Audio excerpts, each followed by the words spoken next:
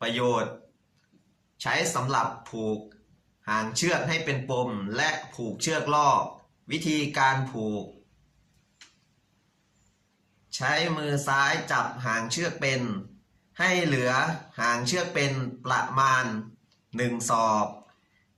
ใช้มือขวาจับปลายหางเชือกเป็นในลักษณะนี้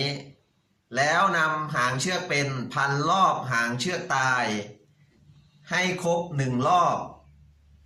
แล้วนำหางเชือกเป็นสอดจากด้านนอกเข้าด้านในห่วง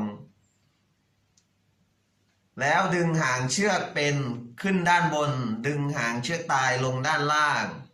จะเป็นห่วงเลข 8